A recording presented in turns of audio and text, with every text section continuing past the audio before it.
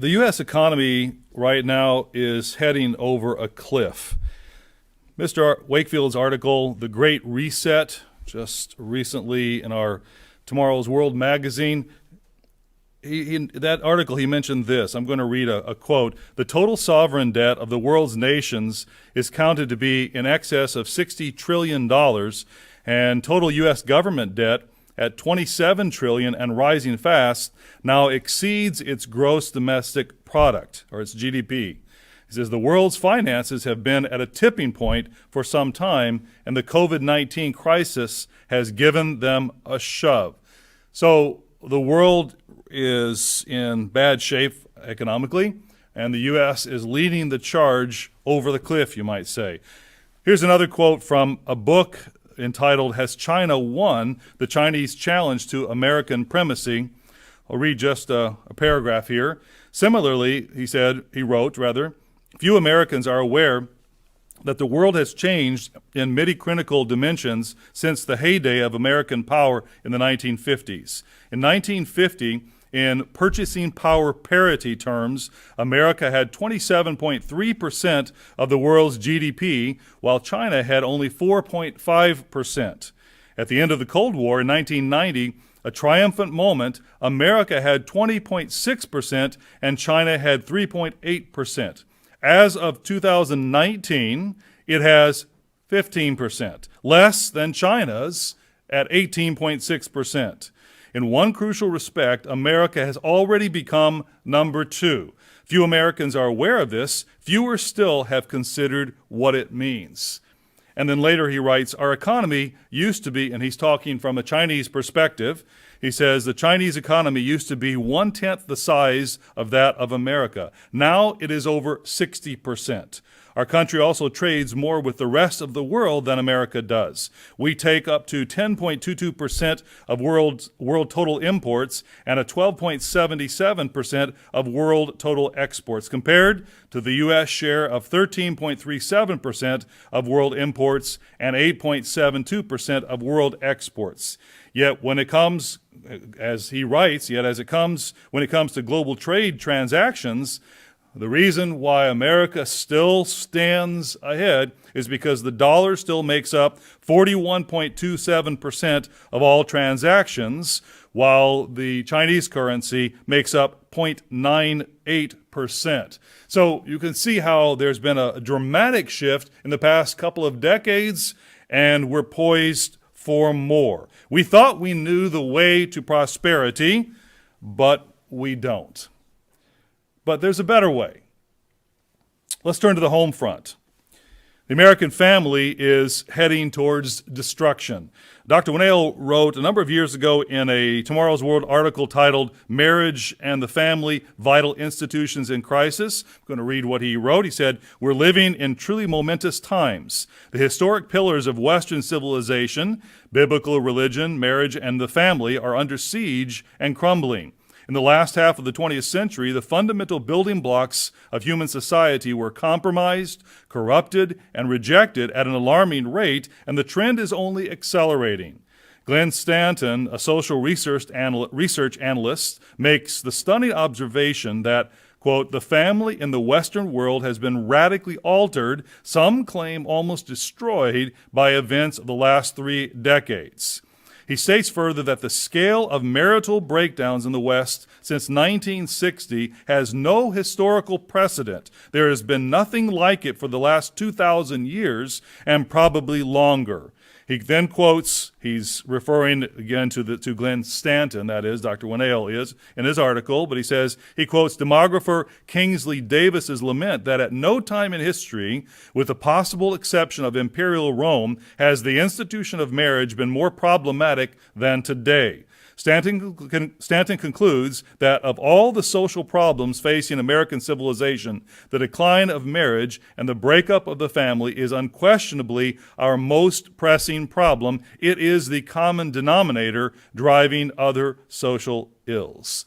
We thought in America that we had the answers to men and women living in peace and in harmony with good families, raising good kids, but the fruit is rotten. And there is a better way. As we, as a nation, have proceeded down our path, we have thought we knew and we know how to do religion by enshrining toleration for all religions, which is a principle in one way that has protected us in God's church. We recognize that, but by enshrining tolerance for all religions as part of the value base for our nation, we thought that we would create an equitable, a fair, and a peaceful community. The reality is that we've sown confusion. We've become a godless, morally bankrupt people. But, again, there's a better way. There's a better way to run a country. There's a better way to run an economy. There's a better way to build families. And there's a better way to live as a follower of Christ. But for us, are we willing to give up our freedom and turn to God as a nation? For us, as citizens of this nation? Are we willing to accept the fact that we don't know how to do family in our land anymore? And more specifically for us, as members of God's church, are we willing to look at ourselves in the mirror and ask the difficult question about where we stand personally as a follower of Christ?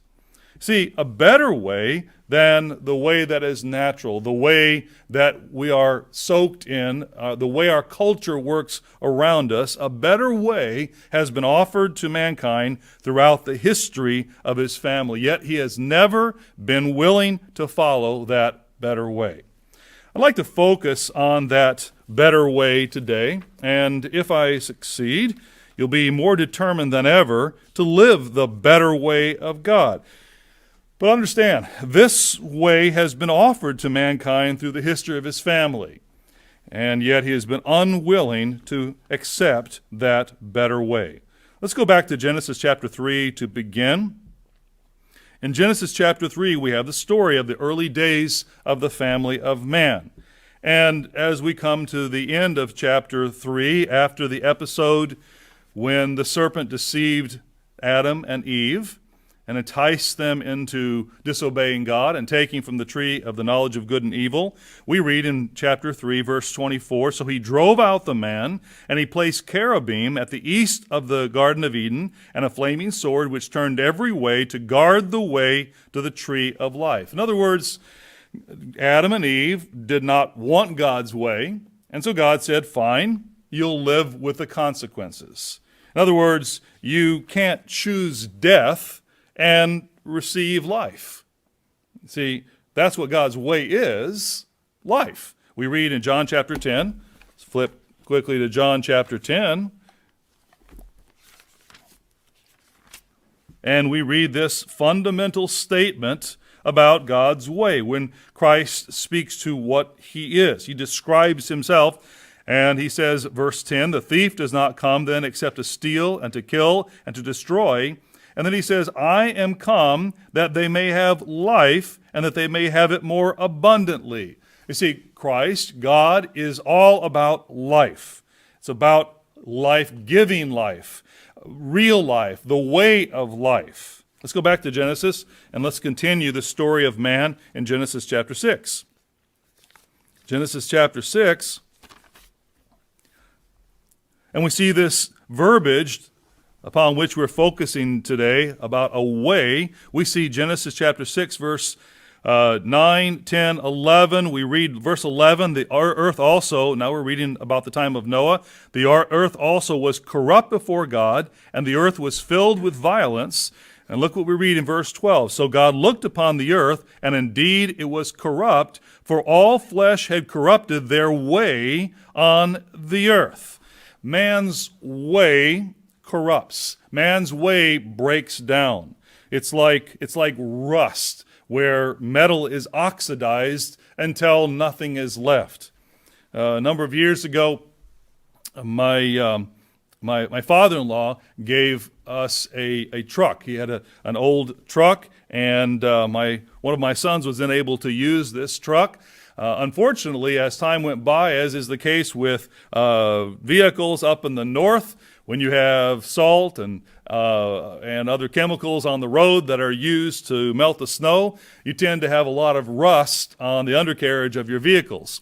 And so at one point, my son said, something's wrong with this truck. It seems like it's riding funny. It's riding very, very rough, and we've got problems. And so he took it into the shop, and the guy looked at it, and he was about to put it up on the lift, and he said, look, he said, if I put it up on the lift, the whole thing's not going to go up because the way the springs had been corroded in the back. He said, I may lift the frame, but the wheels are going to stay on the ground. So we have a problem here. I can't work with this. It was so rusted out that he couldn't even begin to repair because there was nothing to repair, and that's the way that rust works. So as we begin to go through the scriptures, then we see a contrast that is established between man's way and God's way. Two ways. The way of man is selfish. It's my way. It's my wants. It's demanding. It's about get. It's about the physical, which ultimately is corruptible, isn't it? It's about, you might say, entropy, the law that dictates that all physical things move towards chaos and break down. That's the way the physical is. On the other hand, we have the way of God. The way of God adds life, literally, spiritually. When one is baptized, what happens? They receive God's Spirit. They receive eternal life. Ultimately, when our fleshly body dies and is finished, we will receive more life. You might say real life, because it's eternal. It's more real than the real that we know. God's way adds life, spiritually speaking, and in reality. God's way strengthens, it perpetuates, it builds without side effects, and it gives as opposed to taking away. So we have this contrast between the way of man and the way of God. Now, I said at the beginning that mankind has been unwilling to take the better way, which, by the way, if you want to write down the title, this would be it, the better way. The better way. But I should clarify, though, because I said mankind, but I should clarify because I really should say most of mankind. Because God has called some, He has opened their eyes, He's offered them, He's revealed to them a better way. Abel, Enoch, Noah, Abraham. Let's turn to Genesis chapter 18 and read chapter 18 and verse 16, where we read how the men rose from there, verse 16. This is Genesis chapter 18 and verse 16. The men rose from there and looked toward Sodom, and Abraham went with them to send them on the way. And the Lord said, so this was the one who became the Word, Jesus Christ, or one who was the Word, Jesus Christ. He said, shall I hide from Abraham what I am doing? Since Abraham shall surely become a great and mighty nation, and all the nations of the earth shall be blessed in him. And verse 19, then the focus verse here, where we read verse 19, for I have known him in order that he may command his children and his household after him, that they keep the way of the Lord, to do righteousness and justice, that the Lord may bring to Abraham what he has spoken to him. So what God was teaching Abraham, what he intended Abraham to teach his children, was a way, not just a specific finite do's and don'ts, but a way. Abraham's mandate from God was to teach his children a way. And this really still reflects the goal for our children, doesn't it? As we have little babies and they begin to grow, our desire is not just to teach rules, but a way of thinking. It's not what you can't do, but it's how you do what you can do. You know, for parents, it's not, no, you can't play basketball, you can't wrestle, you can't be on the swim team because we have a Sabbath rule and you might have a problem participating. No, it's not that. Instead, it's yes, play basketball, play tennis or swim, play in the band. Be the hardest working, most cooperative, extra effort kid on the court, in the pool, or in the band room. That's the way that we're supposed to teach them. You know, God's way guides us what to do with our might for 6 days a week. The fact that we keep the Sabbath is just a given. It's part of us that the coach can either accept and work with or not, which means, in that case, you have to find a different sport or activity or instrument in which to excel. I mean, isn't that the story of Daniel? When we read for the first few chapters of Daniel, we read about young men who they excelled in the area in which they were able to excel. And when there was a limitation, they said, we won't do this, but we will do this. And they excelled in what was under their hand within their abilities. And yes, the other kids on the team should end up saying, that's just the way he is, or that's just the way she is. They don't go to meets on Friday nights or Saturday, but yes, on Sunday and Monday and Tuesday and Wednesday and Thursday, they swim or they play their hardest, and they won't let the team down. That's just the way they are. There should be a way that our kids reflect, that others around them notice. And the other kids on the team should end up saying, oh yes, when the coach is talking, they don't talk back like other ones. That's just the way they are. Or the other kids should end up saying, yes, they don't make fun of other people around them. They don't laugh at other people when they fall down or when they mess up, when they make a mistake. So in other words, our kids, and I'm using now children as an example because this is what we're reading about when we read about Abraham. It wasn't simply just rules and regulations. God was saying, I'm going to teach him a way of thinking that others will notice. It's proactive, not passive. And so we have the same opportunity with our children. Let's go to Genesis 24. See, this is what God was talking about with Abraham, the way of the Lord, to do righteousness, to do justice and goodness and fairness and kindness. And look at the influence that emanates or that radiates from a man who is determined to keep and teach God's way. Genesis 24, this same man, Abraham, Genesis 24, and verse 42. Well, I'm going to break into the whole story here of the quest for a bride for Isaac. And let's see here. Let's begin in verse 41. What I want to highlight here, something that was said by Abraham's servant. Well, let's go to verse 42. As he's telling the story, he says, And this day I came to the well and said, O Lord God of my master Abraham, if you will now prosper the way in which I go, behold, I stand by the well of water, and it shall come to pass that when the virgin comes out to draw water, and I say to her, Please give me a little water from your pitcher to drink, and she says, Drink, and I will draw for your camels also, let her be the woman whom the Lord has appointed for my master's son. But before I had finished speaking in my heart, there was Rebekah coming out with her pitcher on her shoulder, and she went down to the well and drew water. And I said to her, Please let me drink. And she made haste and let her pitcher down from her shoulder, and said, Drink, and I will give your camels a drink also. So I drank, and she gave the camels a drink also. And then I asked her and said, Whose daughter are you? And she said, The daughter of Bethuel, Nahor's son, whom Milcah bore to him. So I put the nose ring on her nose and the bracelets on her wrists. And look, verse 48 then, we find this emphasis on way, which we just read a few verses ago, but look at verse 47 then. Then I asked her and said, verse 48, And I bowed my head and worshipped the Lord, and I blessed the Lord God of my master Abraham, who had led me in the way of truth to take the daughter of my master's brother for his son.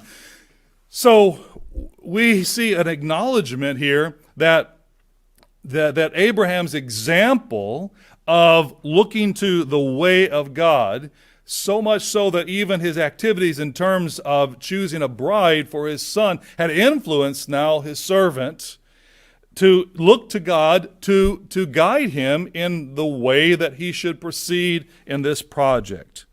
So when we're determined to follow God, he directs our path in truth, and the right stuff happens. Now, this brings us to Abraham's descendants and how integral this truth is to these days of unleavened bread. Let's go to Exodus chapter 13. You see, because the Israelites weren't just learning how to remove leaven from their homes. That wasn't the purpose of this whole exercise.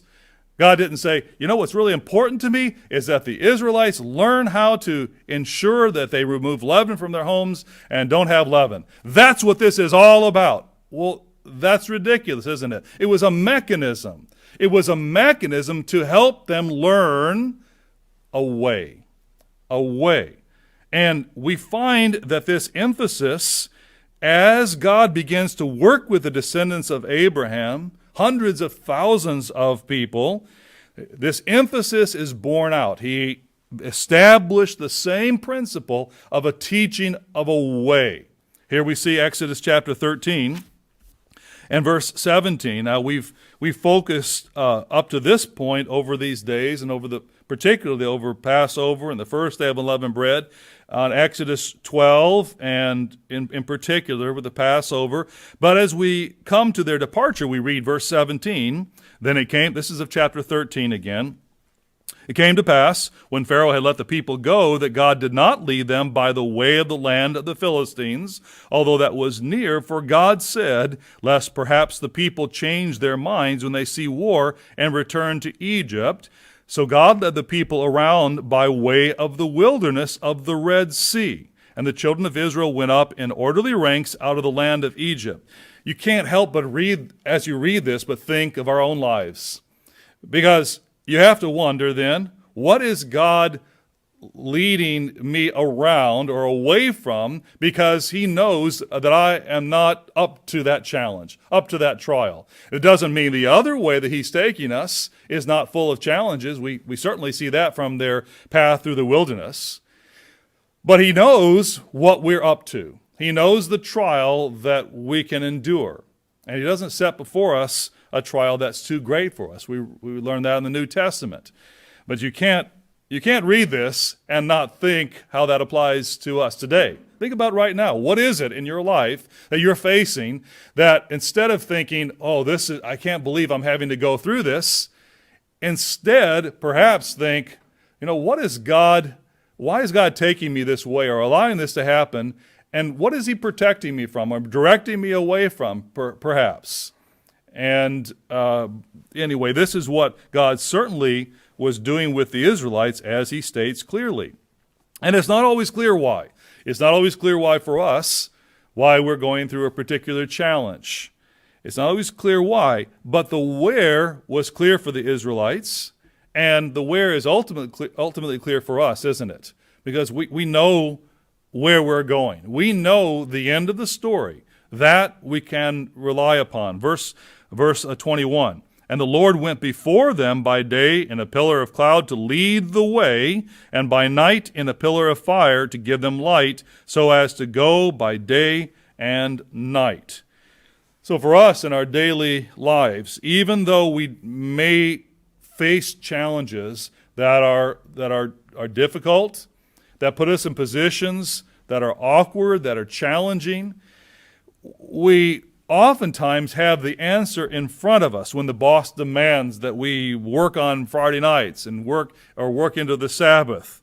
We know what's supposed to happen. Exodus chapter 20, we read very clearly that we're not to break the Sabbath. The answer is clear. The way is clear, even though we may not like the ramifications and the challenges along the way. How about when another person speaks offensively to us? And we're offended and we're hurt by their rudeness or by what they say that's offensive. What are we to do? What is the way? Well, we have a very clear instruction, don't we, in the New Testament? When Christ tells us, we read in Matthew chapter 5, verse 39, to turn the other cheek.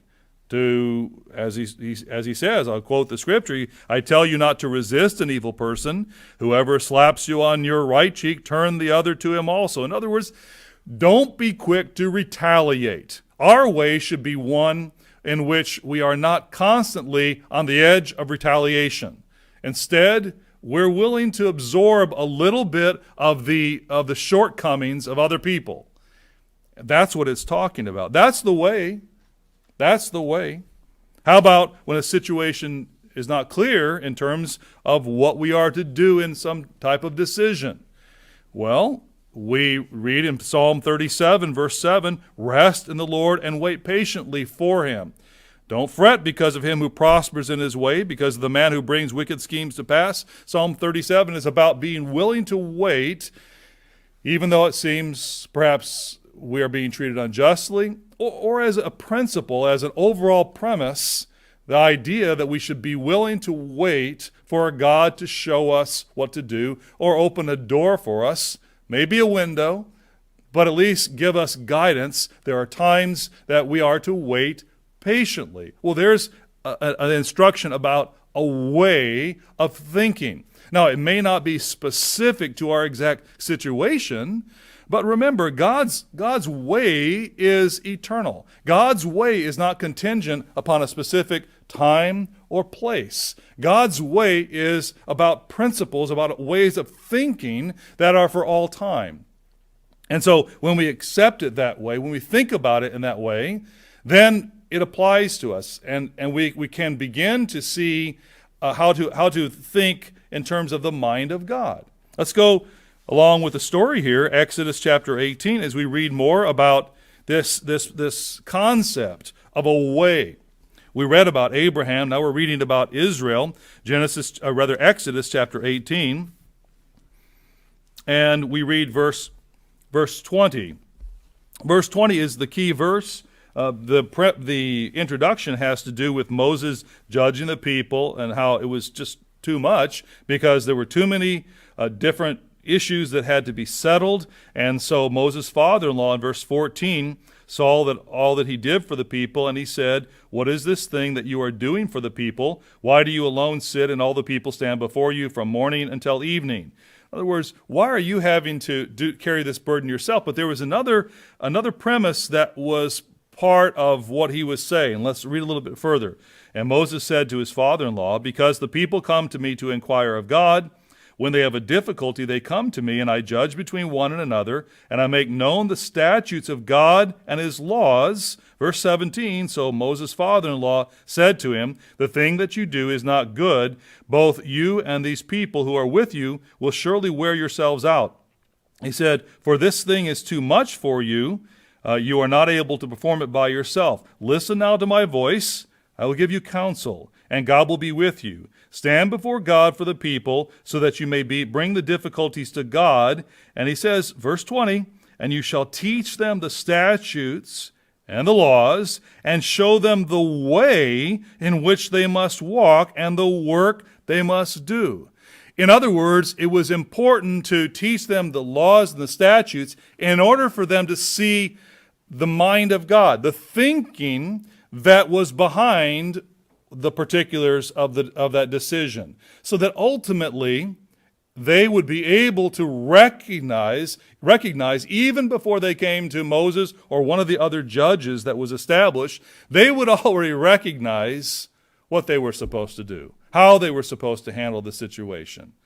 For those of you that have children, you know exactly what this is talking about, don't you? Because after a time goes by, you know that your kids know what you're going to say in a given situation. And so what do? They may try you a little bit. They may come to you and say, "Well, Papa, Mama, can we do this?" And you say, "No." They say, "I knew you were going to say that," because they already know the answer, because you've been consistent in this type of scenario that they're not going to be allowed to do this type of thing, or maybe they are. What you're trying to teach them is to understand a way of thinking beyond just every little rule about what to do or not to do. And this is the point that was being made here. The Israelites were to learn a way. Exodus 23. Let's flip forward a couple more chapters. Exodus 23 and verse 20. Behold, here this is on the heels of the teaching about Sabbaths and the feast days.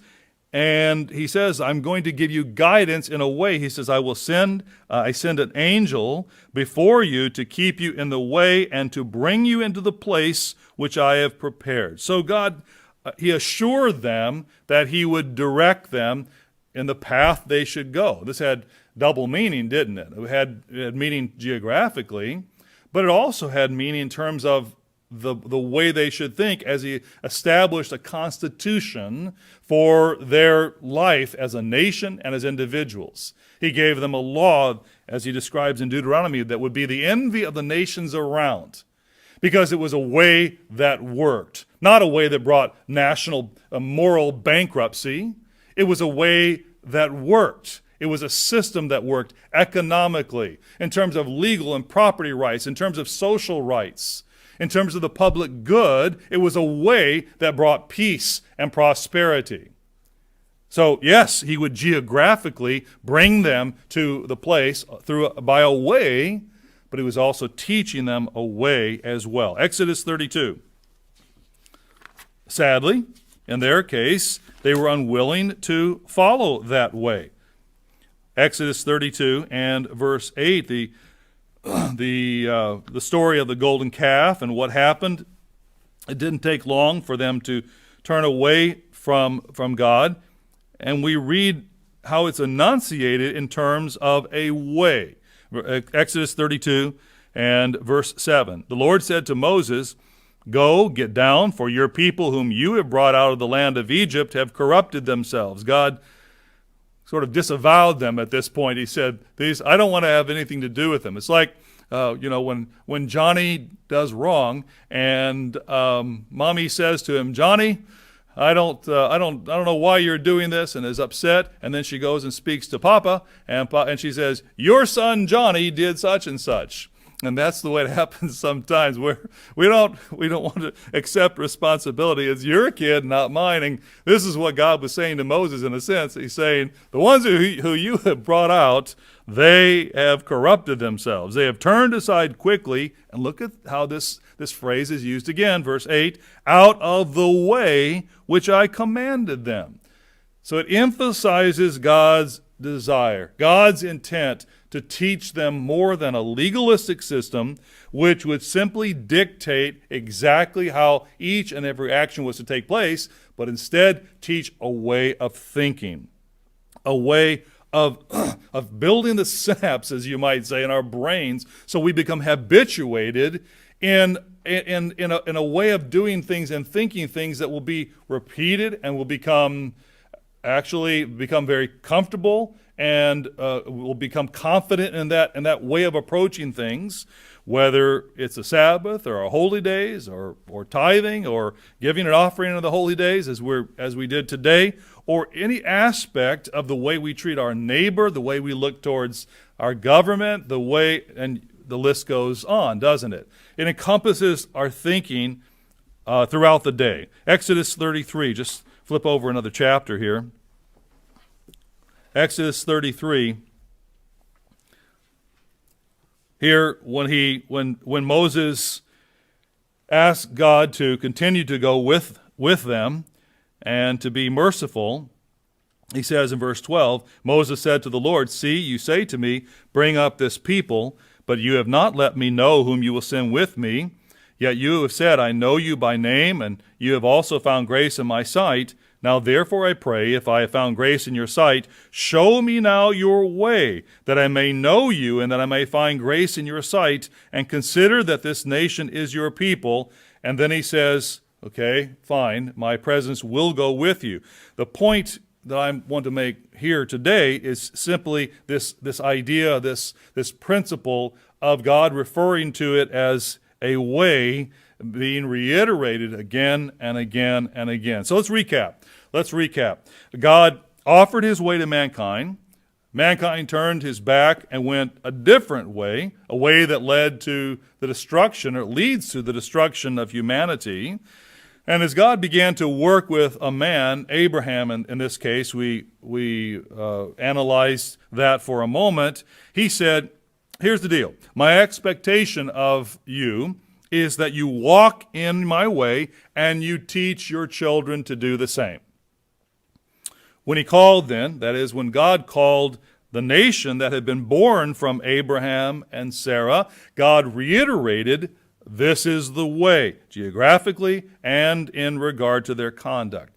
And he taught them. He gave them all kinds of examples of how his way works. Joshua chapter 1, This brings us up to Joshua chapter 1. And as he began to work with Joshua to lead the people, he says in verse 8, I'm breaking into this section here, but I want to go directly to the point. This book of the law, Joshua chapter 1, verse 8, shall not depart from your mouth, but you shall meditate in it day and night, that you may observe to do according to all that is written in it, for then you will make your way prosperous, and then you will have good success. So God, in a sense, he teaches to the standard. He teaches the best way. And then when he works with us, you might say that he tests for competency. This is a principle in lifeguarding instruction. You teach the standard. What's the right way of doing things?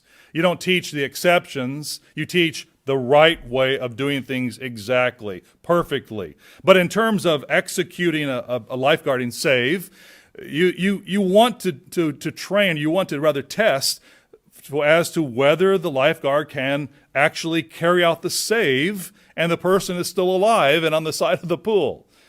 And which means they're going to have to employ a lot of what they have been taught. But the situation will constantly change. And isn't that the way it is with our life? God teaches us he's unequivocal in his principles and what they're all about. But he recognizes that as he works with us, we're faced with challenges that are new to us all the time. And so sometimes we do better, sometimes we don't do so well, but he keeps working with us so our competency can improve. And that's the way that God worked with Israel. It's the way he works with us. But he warned them that a different way would be offered. Deuteronomy chapter 13. Deuteronomy 13 and verse 5. He says, for example, but that prophets, talking about those who would come and try to deceive Israel, those who would arise out of them. He says, verse 4, you shall walk after the Lord your God and fear him, keep his commandments, obey his voice. But verse 5, but that prophet or that dreamer of dreams shall be put to death, and it's referring to a prophet that's enunciated in verses 2 and verses 3. But he says, because he has spoken in order to turn you away from the Lord your God, who brought you out of the land of Egypt and redeemed you from the house of bondage, to entice you from the way in which the Lord your God commanded you to walk. So shall you put away the evil from your midst. So just like Israel, we have to recognize that there will be other ways that are put in front of us to entice us. Deuteronomy 31 speaks of the same thing. And we are confronted with different ways of thinking all the time, aren't we? And we have to then make a choice, because God doesn't force us to live a better way. He gives us clearly the signs, the instructions about what that better way is. And he is unequivocal in the fact that it is a better way, and it's the only way to true success. But he doesn't remove the other way, a way that is not good. He doesn't remove that out of the picture, because otherwise we would not have to choose to develop and build the character that is built through free moral agency. So and what he does say is, if you go that way, this other way, there are going to be problems. It's a detour. It's going to lead to heartache. It's going to lead to mistakes that will scar you. It's going to lead to a wrong way of thinking that'll hang with you and be part of your mind and hang around and bother you and entice you and frustrate you. He says, no, this is the way, walk in it. God's way is the best. It's not just one of the alternate options. It is the best and the only way to true success.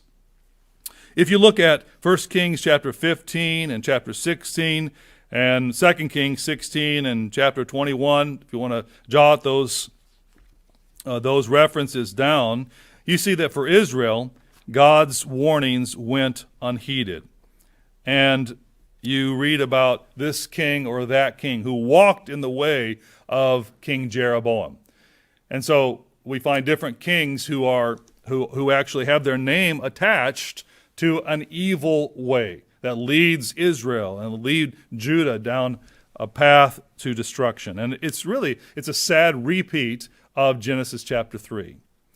But the Bible story is not over as we go towards the latter half of the book. These things were written as examples for us, and the New Testament begins with a better way.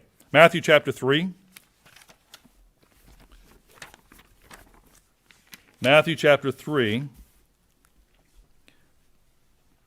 We read verse 1, "In those days John the Baptist came preaching in the wilderness of Judea, saying, 'Repent, for the kingdom of heaven is at hand.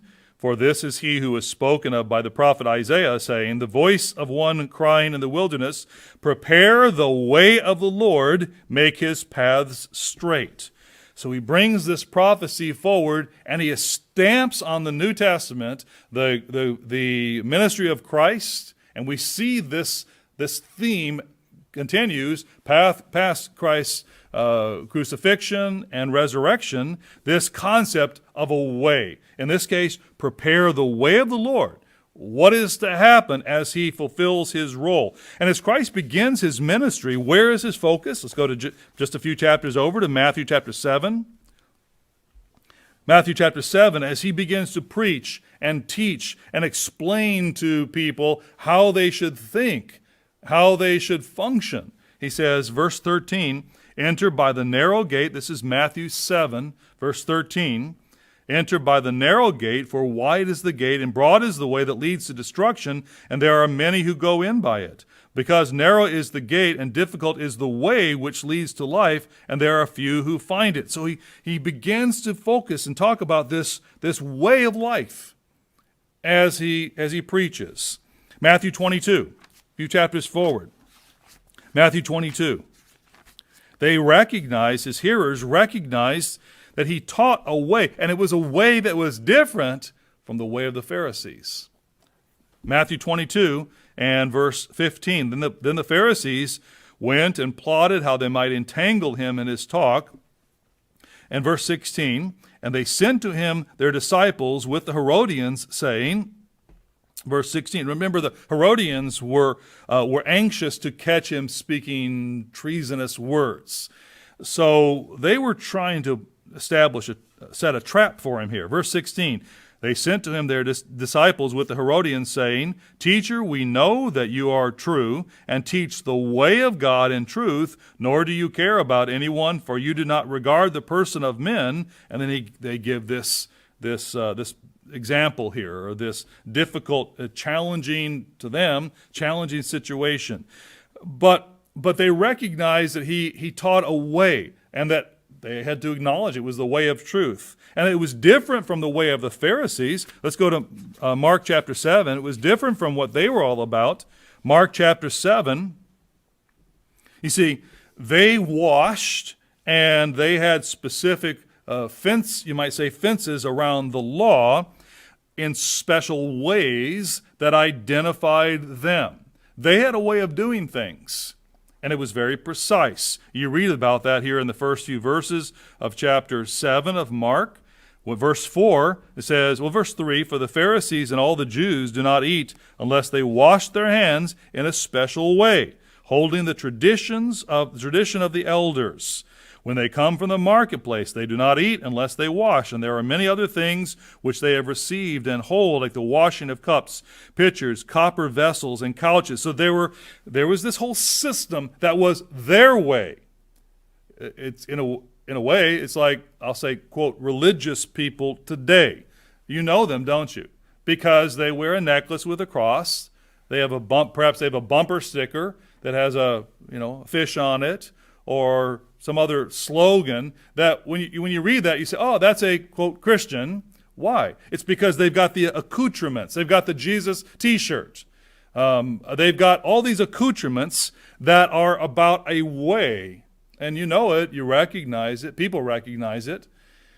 Sometimes when you say, and maybe with other employees at workplace or friends or what have you, you're interacting with people, and they learn that you're very serious about the Bible and living by the Bible, and they might say to you, "You're not like a regular Christian. You don't seem to be Christian like most Christians." What are they saying? They're recognizing that you have a way of living that reflects whatever it might be that they're seeing. You're not stealing, you're not cussing every other word, and you don't work on the Sabbath, and whatever it might be. You don't pull out maybe a ham sandwich, or some way it's come to their attention that you have a way of living, but it's not the way that is full of all the accoutrements and all the show that is recognized as being, quote, Christian today or religious today. The people, they have a way, and you know it, and I do, but it's a different way than Christ taught and the way that we live. John chapter 14. It's about all the accoutrements and the outward show. John chapter 14. As Christ prepared his disciples to assume their role as teachers, what did he say?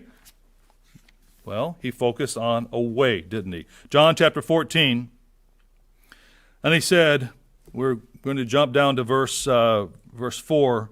He says, "Wherever I go, and the way you know." Well, let's back up. Let's read the whole section. Verse 1, "Let your heart not be troubled. Let not your heart be troubled, rather. You believe in God, believe also in me. In my Father's house are many mansions or rooms. If it were not so, I would have told you. I go to prepare a place for you.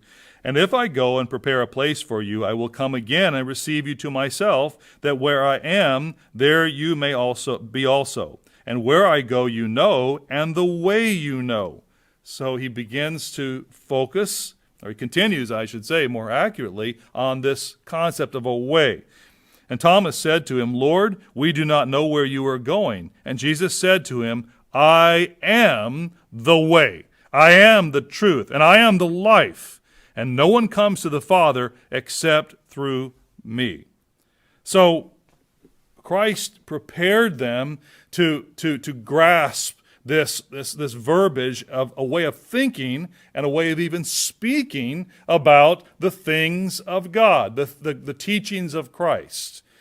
And as we see the New Testament continue in the book of Acts, as the New Testament church is established, we see that the things that they taught became, even by others, known as the way. Acts chapter 9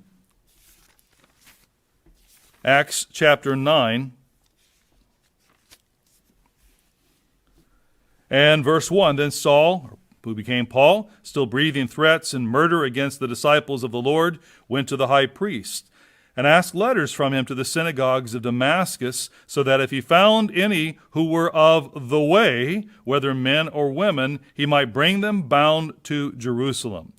So we see how the teachings of Christ, the keeping of the law, but with an understanding that was inspired by Christ, not by the Pharisees or the traditions of the fathers, we see that was beginning to be labeled as the way of Christ, the way of these believers who began to live and teach this principle, this way of thinking, this way of living, this way of treating their neighbor, this way of acting, the people of the way. Now, this, I think, also should prompt a thought in us as well, because we should ask ourselves, are we known as people of the way? Is there a way that identifies us, that what we do and say is reflecting the things of the Bible? Is that the way that describes us? Is that the way in which we're known? Because if they were people of the way, then we should be too. That is that first century apostolic era, however we wish to describe it, Christianity, the Christianity of Christ, the followership of Christ. Flip over a few chapters as we continue our trek through the Bible. Acts chapter 18 and verse 24 now. We read, "A certain Jew named Apollos, born at Alexandria, an eloquent man and mighty in the Scriptures, came to Ephesus. This man had been instructed in the way of the Lord, and being fervent in spirit, he spoke and taught accurately the things of the Lord, though he knew only the baptism of John. So he became then part of the way. He began to reflect the way that was being taught by Paul and others of this time. Acts chapter 19, just one chapter over, we see how the way is spoken of in a negative way. Acts chapter 19, we see how Paul is here at Ephesus, and this challenge is made. Verse 3, he said to them, "Into what then were you baptized?" They said, "Into John's baptism," and he describes what that's all about. But look what happens here then, verse 9. "But when some were hardened and did not believe, but spoke evil of the way before the multitude, he departed from them and withdrew the disciples, reasoning daily in the school of Tyrannus." This reminds me so much of what's happened over the years, where people who should know better begin to talk evil of the way. People who enjoyed, frankly, the harmonious fellowship within God's church over the years. People who enjoyed the teaching and enjoyed the instruction, whether at Ambassador College or in different congregations, but were happy and seemed to be fully engaged in the way. And then as time goes by, for one reason or another, they turn and go a different direction, but then they begin to speak evil of the way. That at the time when they were part of the way, they were very positive about it. And so today we have to deal with that, where those who speak evil of the way. We don't get into fights with them, and we don't go back and forth on Facebook, social media, or even in any way. There's no benefit to getting into debating and arguments with someone who's antagonistic towards the way in which we believe. There's nothing to be gained from it. But we do see that it's not a new thing. There are people who are going to be antagonistic toward the things that we believe, who were even at one point were supportive, and you would have thought part of the family. It's not a new thing. One other verse, in Acts anyway. Acts chapter 24, where we see Acts 24 and verse 14. This phrase used again. He said, this is as Paul was defending the way before Felix. He said, "I confess to you then," verse 14, "that according to the way which they call a sect, so I worship the God of my fathers, believing all things which are written in the law and in the prophets." He specifically refers to it as the way. Now, if you want to do a bit of a word search on way and see how it's used throughout the rest of the New Testament, is really an interesting thing. Because, for example, 1 Corinthians chapter 9 and verse 24, Paul says, "Run in such a way that you may," and then he goes on to describe this way in which we live. 1 Corinthians chapter 10, verse 13, we read about a way of escape. And in 1 Corinthians 12, we read a more excellent way, as Paul refers to it. So there's other places where this phrase is used that helps flesh out the meaning of the way in which we live. And it's worthwhile doing a study, simply going through a concordance and looking up the word way and look at all the scriptures that actually include it. And I think you'll benefit from it. It's well worth doing. Hebrews chapter 10. Let's flip forward to Hebrews, though. Hebrews chapter 10.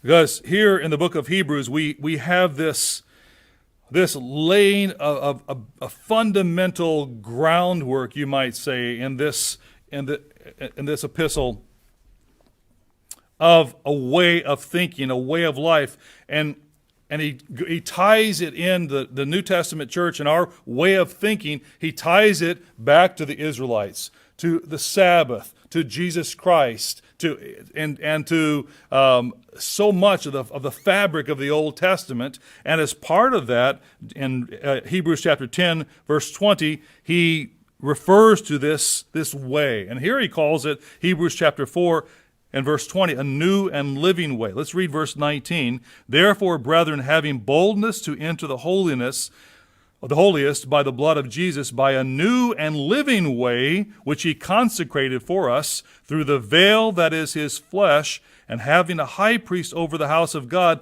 let us draw near then with a true heart. He speaks of the things of the heart. So our very nature, our mind, our thoughts, our emotions, our convictions are bound up in this way that is full of faith, that is actually even, it has to do with our conscience, that we can even have our conscience healed and changed, you might say, by God through repentance and through the sacrifice of Christ.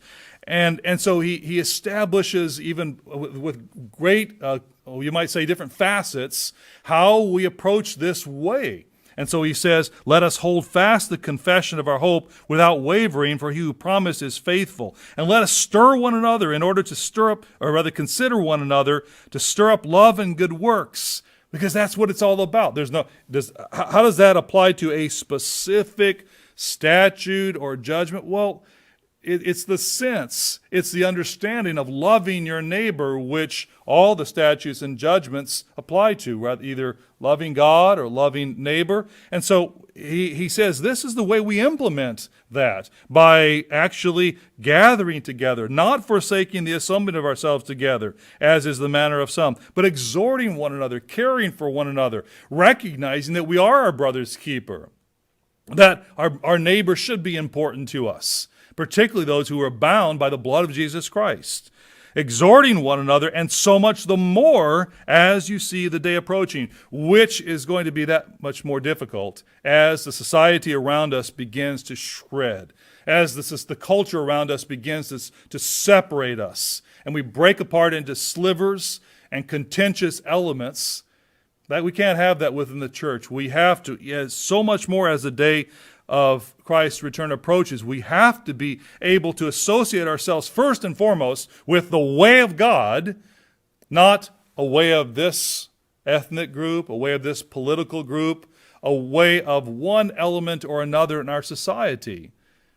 No, we have to associate ourselves. We have to feel like we are part and parcel, first and foremost and completely, in this way, among people of this way. And we have a record in Hebrews of those who have gone before us that actually reflect our brethren. Hebrews chapter 12. He says, Hebrews chapter 12, and we're going to read a good bit of this. Verse 1, therefore we also, since we are surrounded by so great a cloud of witnesses, let us lay aside every weight and the sin which so easily ensnares us, applying to the days of unleavened bread, where we recognize through these days we focus on sin, but it's not just about the sin, it's about living in a way that is good, not just recognizing bad. It's about living not just removing the sin from our lives, but actually changing the way that we think. And that takes a proactive approach.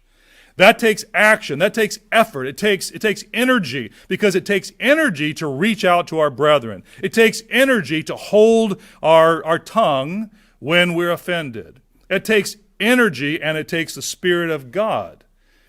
And so that's what we're all about, not just simply recognizing that it's wrong to gossip, not simply just recognizing that it's wrong to speak evil of our neighbor, but actually having, through God's Spirit, the strength to say something that's positive rather than something that's negative and tears down. So he says, we lay aside every weight and the sin which so easily ensnares us, and let us run with endurance. It's not just about today, it's about tomorrow. And sometimes it literally is just simply dealing with the day, because yesterday was a really rough one. Yesterday we fell down, and it's all about getting up today and doing it one more time. And we have to do that again and again and again. And if we can only get up Ask God for strength. Ask God to help us to do better than yesterday. If we can continue doing that day by day, we'll make it. And we'll also create that momentum which we need. He says, therefore, let us run with endurance the race that is set before us, looking unto Jesus, the author and finisher of our faith, who for the joy that was set before him endured the cross, despising the shame, and has sat down at the right hand of the throne of God. He goes on and he talks. I'm going to jump down to verse 18. Verses 12 and 13 and 14, frankly, reflect exactly what I was emphasizing a moment ago about the import for us to be proactive and to put energy, spiritual energy, into our relationships with others and God, as opposed to falling prey to a lackadaisical, passive, whatever type attitude. Isn't that the key word of today, the value of today? You might say it is the theme or the watchword of the Laodicean era. Whatever. Are we whatever people? We shouldn't be. We should be very clear on what is and what should be. And that should drive us, what should be, not whatever. And so he says, verse 18, for you have not come to the mountain that may be touched and that burn with fire, and to blackness and darkness and tempests, and the sound of a trumpet and the voice of words, so that those who heard it begged that the word should not be spoken to them anymore. Don't tell us that's enough. We don't want to be any closer to God, in essence, is what they were saying, and it reflected. He said, for they could not endure what was commanded. And if so much as a beast touches the mountain, it shall be stoned or shot with an arrow. And so terrifying was the sight that Moses said, I am exceedingly afraid and trembling. But he says, you have come to Mount Zion and to the city of the living God, the heavenly Jerusalem, to an innumerable company of angels, to the general assembly and the church of the firstborn who are registered in heaven, to God, the judge of all the spirit, to the spirits of just men made perfect, to Jesus, the mediator of the new covenant, and to the blood of sprinkling that speaks better things than that of Abel. We have a legacy of those who have died in the faith.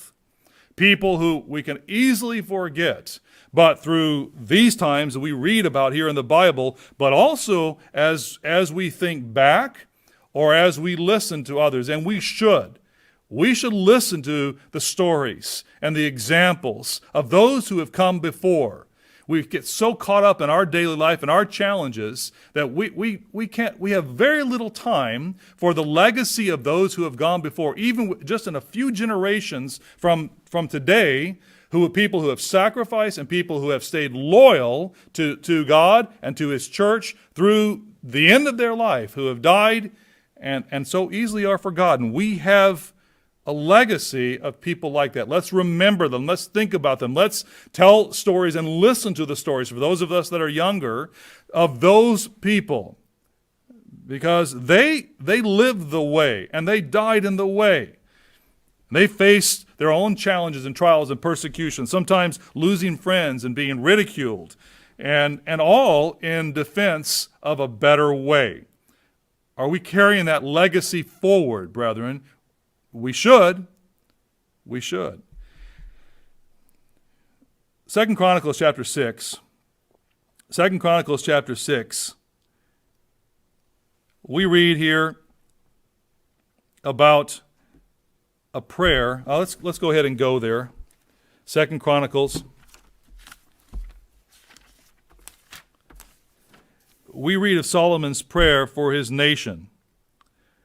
And really we can accept, we can transfer this, we can recognize this applies to us as well. 2 Chronicles chapter 6, verse 26. I'll break into the prayer here. When the heavens are shut up and there is no rain because they have sinned against you, when they pray toward this place and confess your name and turn from their sin because you afflict them, then hear in heaven and forgive the sin of your servants, your people Israel, that you may teach them the good way in which they should walk, and send rain on your land which you have given to your people as an inheritance. He says, verse 28, when there is famine in the land, pestilence or blight or mildew, locusts or grasshoppers, when their enemies besiege them in the land of their cities, whatever plague or whatever sickness there is, whatever prayer, whatever supplication is made by anyone or by all your people Israel, when each one knows his own burden and his own grief and spreads out his hands to this temple, then hear from heaven your dwelling place and forgive, and give to everyone according to all his ways, whose heart you know, for you alone know the hearts of the sons of men, that they may fear you to walk in your ways as long as they live in the land which you gave to our fathers. Now, God's way is not just rules and regulations that are only applicable to one place and one time. Our land today, if our people, if we as a nation, and I will say the nations of Ephraim, Manasseh, the Israelitish nations who came from these generations, these people would pray to their God and say, God, we don't know why things are coming unglued, but we want to look to you for answers. Teach us your ways. We're not demanding our own, but we want to know your way. If we would do that as a nation, instead of defying God's ways by casting doubt and aspersions and disrespect and dishonor on his laws and his ways, I should say his principles and his judgments and his statutes that are all reflections of his way. If we would instead look to those as a nation, try to seek out understanding about those specifics of his way, then we have to believe that God would turn and would hear us as a people. And God's ways, again, I say, are relevant. Across the centuries of human existence, they are relevant. They're relevant today just as they were when they were uttered at Mount Sinai. Now, for us, within God's church, we don't have to wait for an opportunity to practice a better way, do we? We can do it now. We can do it today. We can do it this week. If we do, we then may avoid the fate of some of those, even within the church of God, even those who are followers of the true God, who, as we read in Revelation chapter 12, will be allowed to suffer persecution because they're not willing to follow the way that God establishes for those who are protected. No, we need to do everything that we can that's within our power to look to God, to ask him to show us his way today, tomorrow, this week, this month, this year. Isaiah chapter 30. Isaiah chapter 30. This is all important as a lesson that comes out of the days of unleavened bread and applies to us throughout the year, because ultimately our destiny is to teach this way to our brethren in the human family in the future. Isaiah chapter 30. Let's read this scripture, which we often read at the Feast of Tabernacles, but really it's the capstone of this whole theme of a way, isn't it? We read verse 20. Isaiah chapter 30, verse 20, and though the Lord gives you the bread of adversity, it's talking about God's gracious mercy in the days when his Son Jesus Christ is ruling over this earth, you shall weep no more. He will be very gracious to you at the sound of your cry. When he hears it, he will answer you. And though, I was reading a little bit of verse 19, but verse 20, though the Lord gives you the bread of adversity and the water of affliction, yet your teachers will not be moved into a corner anymore, but your eyes shall see your teachers. Verse 21, your ears shall hear a word behind you saying, this is the way, walk in it, whenever you turn to the right hand or whenever you turn to the left. Our job today, the core of our existence, is to learn and build the character through God's Holy Spirit so we can, when the time comes, we can help our elder brother, Jesus Christ, usher in the dawning of a new world, a time in which mankind learns a better way.